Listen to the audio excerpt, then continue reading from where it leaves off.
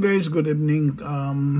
Marami kasing nag-message sa akin, no? Kuya, paki-check, kuya, legit ba to or hindi? Kahit halata nga fake yung passport. Guys, ganito kasi dito sa Canada, no? Especially this time, no? Especially this time. Ito ang lagi kong sinasabi sa inyo. Ito ang laging ni-remind ko sa inyo na mag-ingat sa kausap, sa chat. It's especially dyan sa mga WhatsApp na yan, no? Ang WhatsApp kasi hindi siya matrace kung sino yung kausap mo. But anyway, pag nag-apply kasi dito sa Canada, especially this time, no? Especially this time na maraming restriction, maraming mga binagong mga palisiya, no? Mga changes. Bihirang employer sa ngayon mag-hire outside Canada sa mga low wage dahil hindi ma-approve. Dahil hindi ma-approve yung mga working permit. So ano ba yung mga low wage na trabaho? Possible, no? Yung mga nagtatrabaho sa mga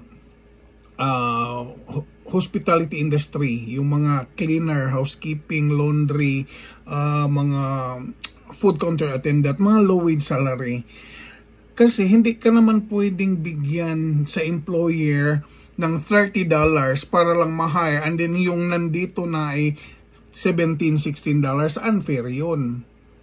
So, ang Canada kasi, mayroon kasi siyang mga batas na sinusunod, marami kasing changes ngayon, no? So kung mayroon kayong mga nag-o-offer, nag-aalok sa inyo na mag-a-apply ganito ganyan, magpakita pa ng mga ID, magpakita pa ng mga passport, mga para lang makonvince kayo na ito ay legit, hindi yan sapat. Hindi yan sapat na masasabi nating legit ang isang taong kausap mo or nagpakilalang konsultan kung magpakita ng passport or ID or company ID. Kasi madaling mag-edit. Madali siyang gayahin, madali siyang mag-tampered, madali siyang i-edit. No? Madali siyang gagawa-gawa na lang. Ang importante, no, kung mag-apply ka ng Canada ay Labor Market Impact Assessment or LMIA. Yun talaga ang pinaka-the best, yun talagang pinaka-solid or legit. Kung ang consultant na kakausap mo ay mag-provide sa iyo ng Labor Market Impact Assessment, your LMIA, aside sa job offer.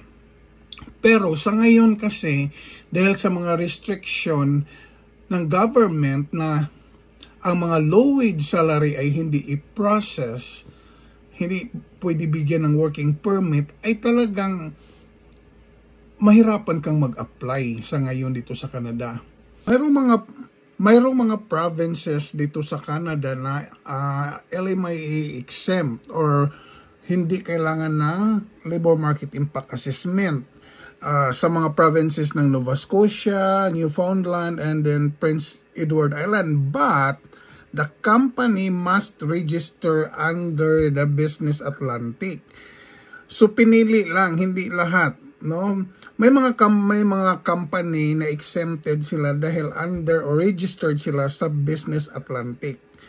'Yun ang mga company na exempted sa Labor Market Impact Assessment. Then kung may mag-hire na employer sa iyo diyan sa mga province na yan, Nova Scotia, Prince Edward Island, at Labrador, yung Newfoundland Labrador, exempted yan sila sa Labor Market Impact Assessment if yung company nila ay registered under the Atlantic Program.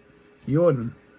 So kung mayroong mag-convince sa inyo, mag-chat sa inyo nga ito, I'm the hiring manager, I'm the owner, blah blah blah, no?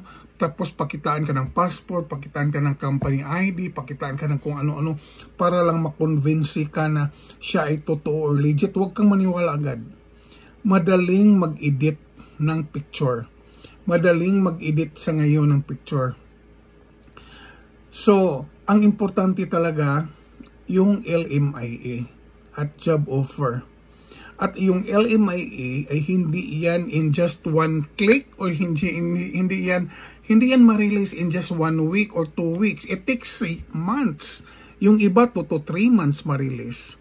So kung nag-apply ka ngayon, hindi yan ma-release agad-agad. Aabutan ka pa ng 2 to 3 months, lalo na kasi i-review pa yan kung bakit itong employer na to ay mag-hire outside Canada.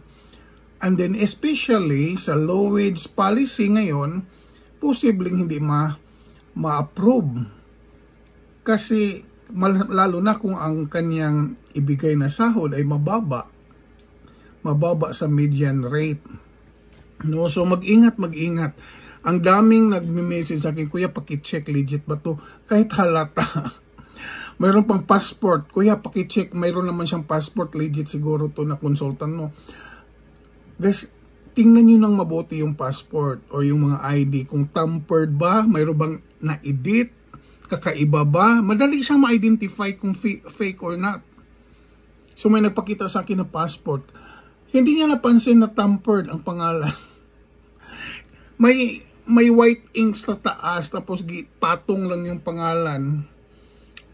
Mag-ingat kayo kasi kahit sabihin nating $300 ang i-down payment mo, that's 15,000, 16,000 pesos. That's still money.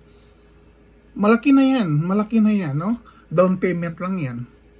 Nanghihingi ng down payment. So mag-ingat kasi dito ngayon sa Canada ay maraming gustong pumunta, pero ang Canada ay nagbawas ng tao. Kaya hinigpitan nila ang mga student, ang mga tourist visa, ang mga walang mga papel, hinigpitan nila, pinapauwi na nila.